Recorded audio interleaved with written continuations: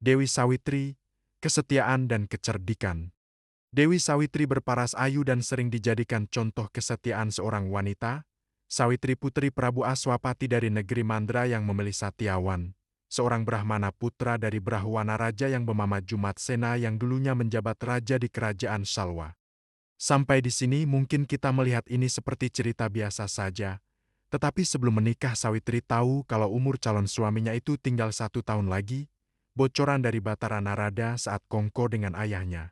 Tetapi tekad dan cintanya yang besarlah yang mendasari Sawitri memilih Satyawan karena Satyawan sendiri tidak tahu kalau umurnya tinggal 1 tahun.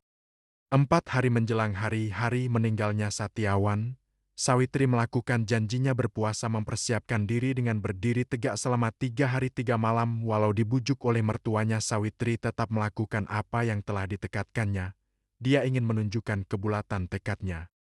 Saat harinya tiba, Sawitri memohon untuk ikut ke hutan ketika Satyawan mau mengambil kayu, walau dilarang keras suaminya mengingat kondisi fisiknya yang lemah setelah bertapa berdiri 72 jam non-stop, bayangin saja. Kita puasa 12 jam saja kadang sering teler. Saat di hutan, suaminya tiba-tiba mengeluh sakit kepala. Taulah Sawitri bahwa saatnya sudah tiba, ditidurkannya Satyawan di pangkuannya dan saat itu juga muncul Batara Yama, sang dewa kematian dengan membawa jerat untuk mengikat nyawa suaminya sambil berkata, "Sawitri, waktu suamimu sudah habis," sambil menjerat nyawa suaminya dan berjalan pergi. Betapa pilu hati sang Sawitri, dia mengikuti Batara Yama sampai sekian saat. Batara Yama lalu menegur Sawitri, "Kembalilah Sawitri, rawat mayat suamimu dengan baik. Kemanapun junjungan saya dibawa pergi, kesitulah saya akan mengikuti," jawab Sawitri dengan tegas. "Sungguh tinggi pengabdianmu. Mintalah sesuatu asal jangan minta suamimu hidup kembali," kata Batara Yama melihat kesungguhan Sawitri. "Kembalikanlah kejayaan dan kesehatan mertuaku ya sang dewa yang mulia," jawab Sawitri lagi sambil tetap mengikuti Batara Yama.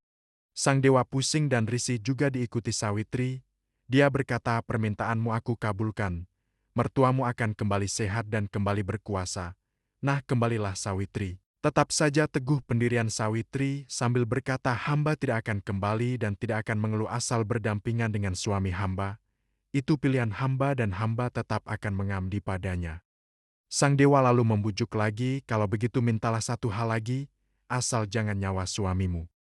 Dewi Sawitri memohon, "Ya dewa, berilah hamba anak berjumlah 100 orang, hidup dalam keadaan tentram dalam kerajaan yang makmur dan rakyatnya sejahtera." Dewa Yama yang mulai judek dan mumet diikuti dari tadi tidak pikir panjang mengiyakan permintaan Dewi Sawitri sambil meminta agar Sawitri pulang. "Nah disinilah kuncinya," jawab Sawitri, "Ya dewa yang mulia.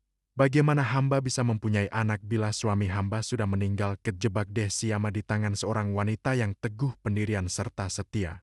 Dia terpaksa mengabulkan todongan permintaan Sawitri. "Lah dewa kok, harus konsisten dong." Akhir cerita yang bahagia berkat kegigihan, kesetiaan seorang wanita. Demikian cerita kesetiaan Dewi Sawitri dari Republik Wayang.